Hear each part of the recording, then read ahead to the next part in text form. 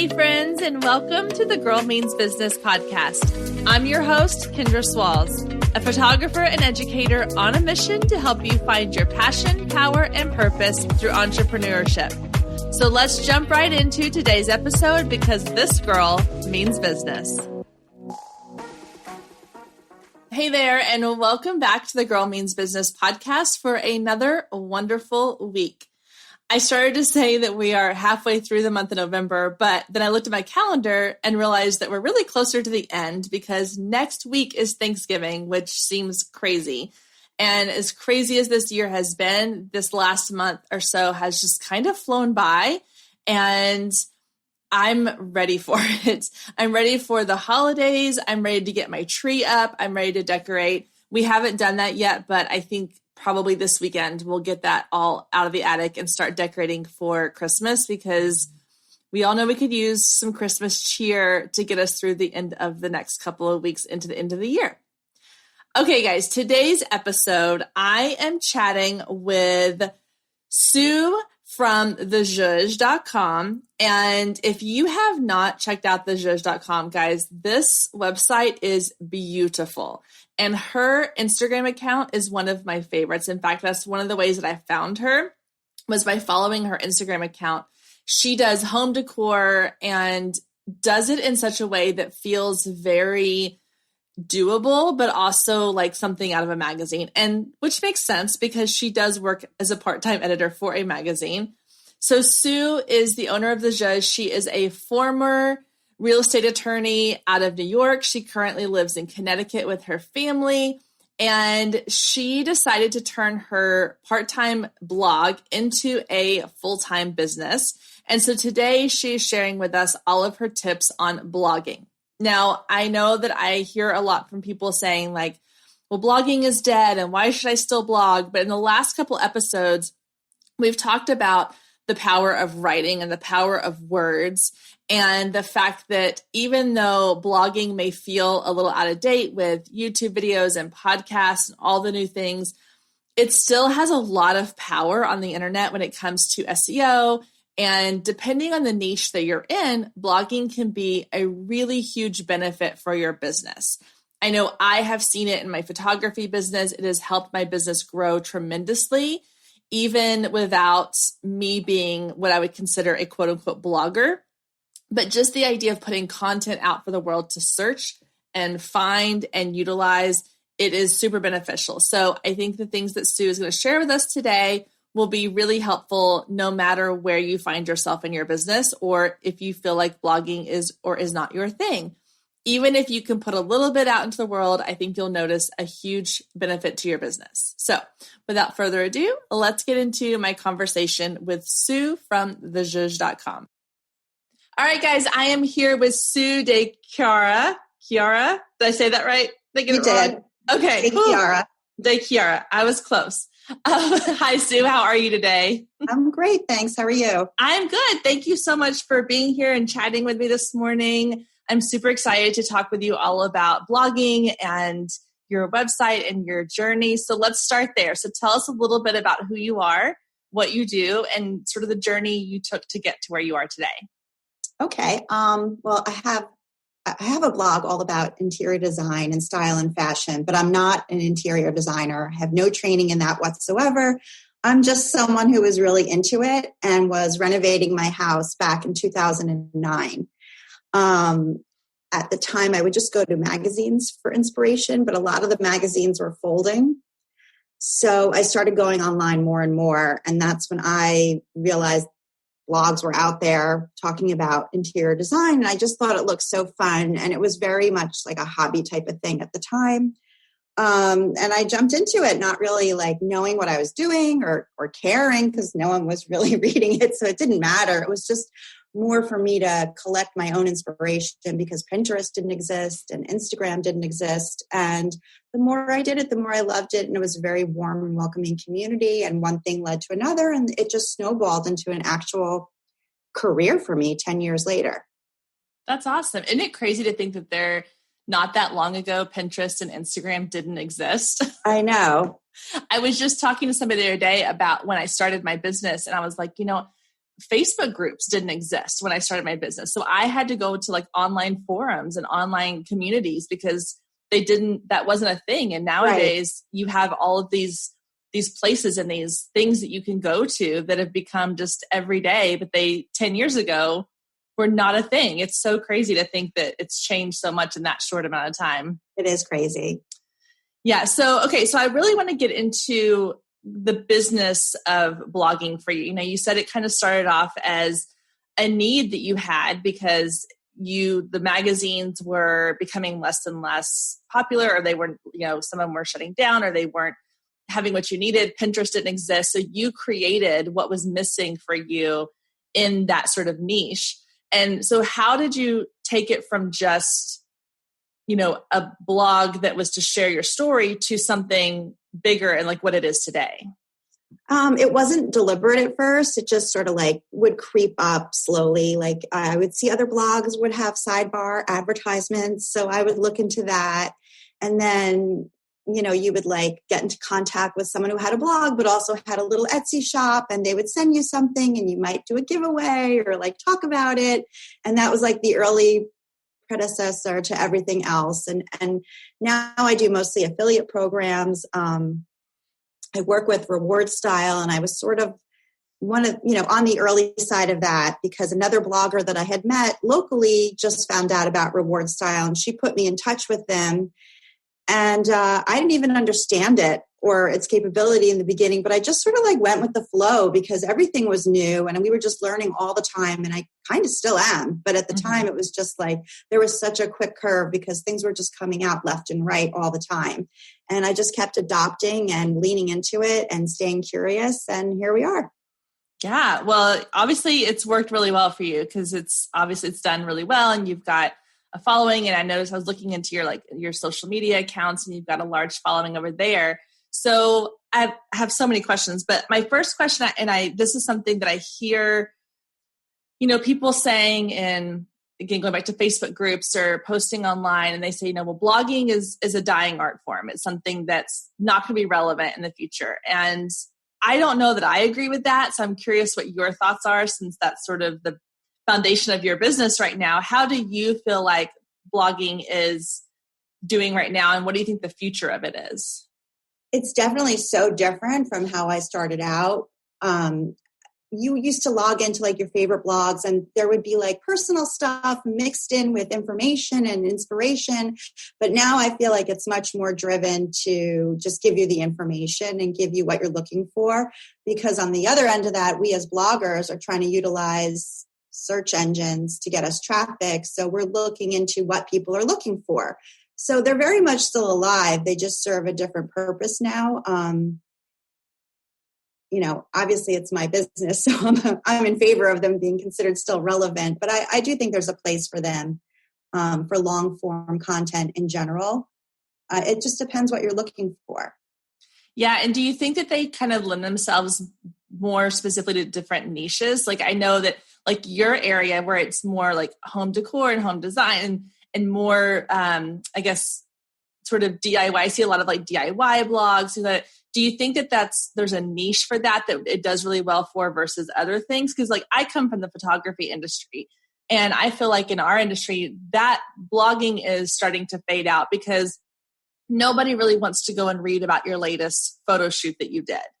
And a lot of people are still blogging just to have the SEO capabilities, to have the content there.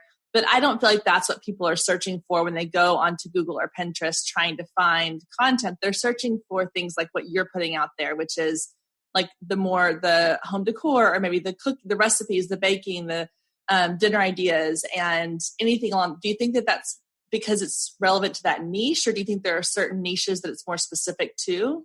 I think any topic you take and sort of niche down, there's that expression like the riches are in the niches or something like that. You're going to do well with that. Like for photography, I would imagine, if you did a blog post about how to take photos at night or something, or how to use your flash at night to look great, something that gives information to people rather than like, this was my day with my clients and what happened when I took their photos. I think that's what people are searching for, answers for their own lives. Yeah. I know when I blog about paint colors, they do really well because I would imagine people are going to, invest in painting their homes and they want to see as many different examples of that paint color in a room as they can. So that makes sense to me. Yeah. And there's a visual aspect to that. You can't go listen to a podcast about paint colors. Exactly. It's not going to translate the same way it does when Right. you have that visual aspect of it. Yeah. Right. No, I agree. Do you have a love-hate relationship with social media? I know I do. While it's a great tool for growing my business, sometimes it feels like I'm just shouting into a crowd, hoping that someone hears me. So what if I told you there was another way, possibly a better way, that allows you to connect with your ideal client without having to deal with crazy algorithms and crowded news feeds? That other way is email marketing. I like to say that if social media is the cocktail party where you're going to meet your ideal client, email marketing is the coffee date you go on where you really get to understand each other on a deeper level. It's the perfect way to build connections and stay front of mind. Now, one of the biggest objections I hear to email marketing is I don't know what to say. I don't have anything to send out on my emails. Well, guess what, friend? I'm here to help you with that. I have created the Inbox Insider program just for you. With Inbox Insider, you get 52 weekly emails ready to send out to your audience. That's one email per week for an entire year. Now, these are not your general ideas of, hey, let's talk about this. These are done for you copy and paste templates. All you have to do is fill in the blank with your specific brand content, but the rest of the framework is already there ready to go. And if those 52 weekly emails was not enough, you're also going to get a welcome sequence template, a sales sequence template, and list cleaning email templates. But because I love my Girl Means Business listeners, I have 3 list building bonuses just for you. I have the lead magnet library where you get lead magnet ideas for different industries. You're going to get the list of 100 power words. These are words that you can use anywhere that you have copy on your website, your social media content, landing pages. These are the words that are going to help you get noticed and stand out with your audience. And my favorite bonus of all is a step-by-step guide on how to use quizzes to grow your email list. Y'all know I love a good lead magnet, and quizzes are one of the best lead magnets out there right now. And I'm breaking it down step-by-step exactly how to do it. So not only will you learn how to build your email list using quizzes and the lead magnet library, but you're going to have all of the templates and tools that you need to start sending out emails on a regular basis, building great relationships, and growing your email list at the same time. So if you are ready to get started, head over to girlmeansbusiness.com/inbox and grab your copy of Inbox Insider today. All right, guys, let's get back to today's show. So how have you tied it into your social media? Because I know you use Instagram. I'm assuming you're on Facebook as well, and Pinterest, obviously. So how has social media changed the way you do your blogging, or how is it, I guess, kind of come alongside your blog as well? Yeah, it's more like it's come alongside my blog. I've definitely changed my Instagram, how I post things over the years. In the beginning, it was just like the most random, ridiculous things. I didn't really understand, its purpose or what it could do for my business. And then as I caught on to that, I would be more deliberate in my posting. And now it's purely inspirational, where at one point I was showing a lot of before and afters of our home in Connecticut, which we moved into about 5 years ago. You can only do so much of that unless you're going to start tearing apart your home again, which I'm definitely not going to be doing. So I started showing other people's work and just stuff that I found inspirational. And then every once in a while, I'll throw in something from my own home.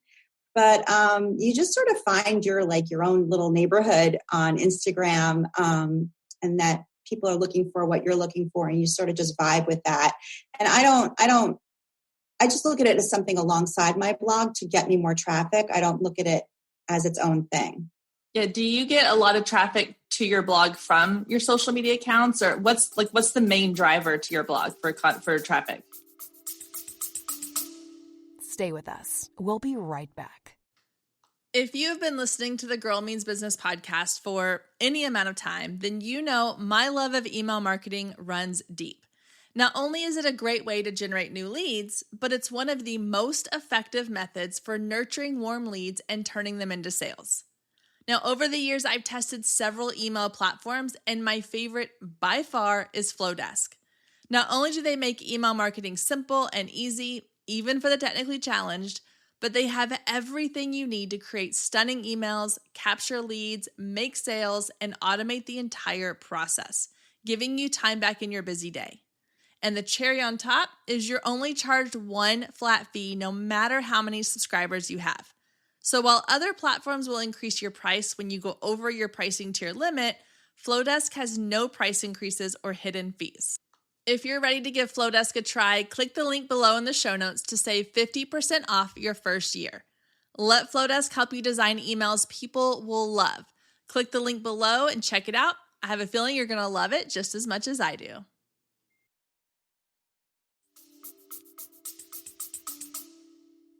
For social media, the main driver is Pinterest. So if I'm going to put my energy somewhere, I'd be better off putting it into Pinterest than Instagram. Instagram for me is just fun, and it's a way to stay connected with the interior design community.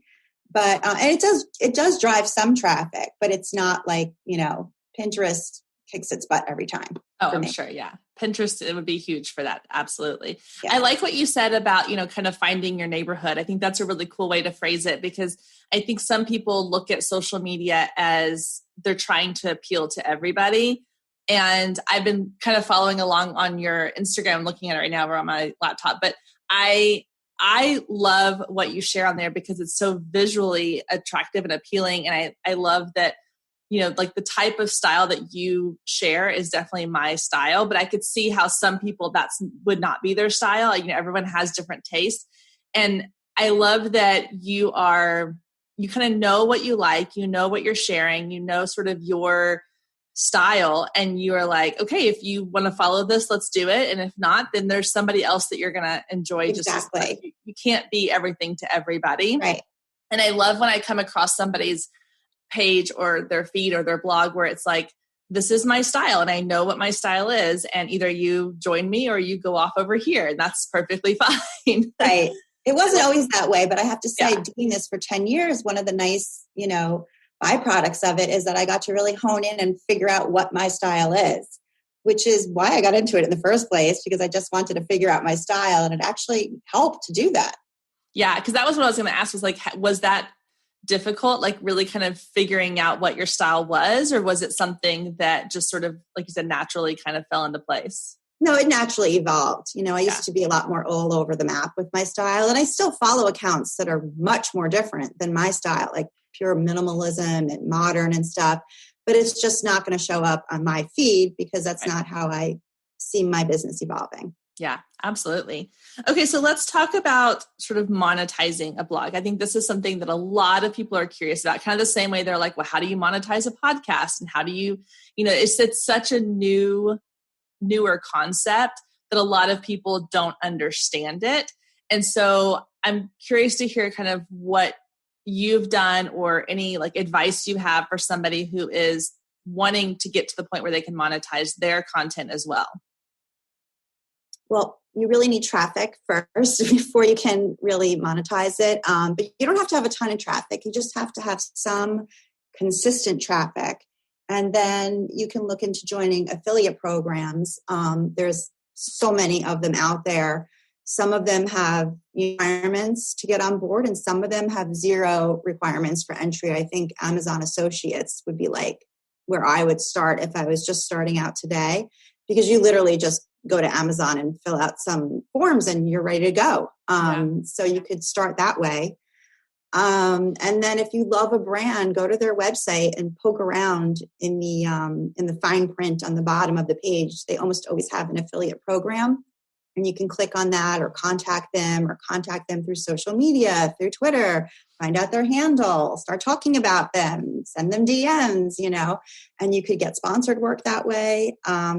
On top of that, there's also, in addition to so many affiliate programs, there's so many agencies now that cater just to social media and people looking to earn money. And they're more than happy to work with micro influencers as well. I know that was like a big thing in 2019. I'm sure it's still a big thing for 2020. And you could, follow those small, these like I don't know if they're brokers or agencies, but they put you in touch with companies. They take a small share and you get sponsored work that way as well. Probably just a Google search. Yeah, I think one of the things that's so key there is that a lot of times we see people who are putting out these sponsored content and we just assume that that company reached out to them. Yeah, and you don't know how it started. Exactly. No, that's I think that's more the exception than the rule. I think most of the time these brands are reaching out to other companies and saying, and like you said, they're tagging them, they're following them, they're DMing them, they're reaching out to them through emails, right. They're doing affiliates. So you have to put in the work. You can't just put out content and hope somebody reaches out to you and wants to offer you a partnership. Right. I mean, maybe you could have like 5 years ago, but now the space is so crowded that you have to, be more aggressive about it. Yeah, absolutely. Yeah. So what do you see as kind of going forward in the blogging industry? Like, what are some trends that you're noticing, or what are some things that if somebody is starting out with a blog or wanting to get into blogging? Because I know for me, like, writing is not something I enjoy. That's why I lean more towards the podcast. But I know there are a lot of people who really enjoy writing and creating content and visual content, like we talked about with the home decor and like colors and recipes, things like that, that require, in my opinion, some visual connection of images. So if someone is listening to this thinking, okay, that's more my alley, I want to go that route, what are some tips you might have for them for getting started in blogging? I'd say start a Pinterest page so you can, even if you don't have your own images, you could be pinning other people's things just to show this is what my brand is all about. This is our vibe. This is what we look for. And just jump in and start doing it, because you're not going to get anywhere unless you actually start doing it. And start collecting emails from day one, because that was a big mistake I made. I was really late to that game. So if I had to do it all over again, I would start collecting them from day one. Yeah, I'm a big proponent of email marketing. So I 1000% agree with that.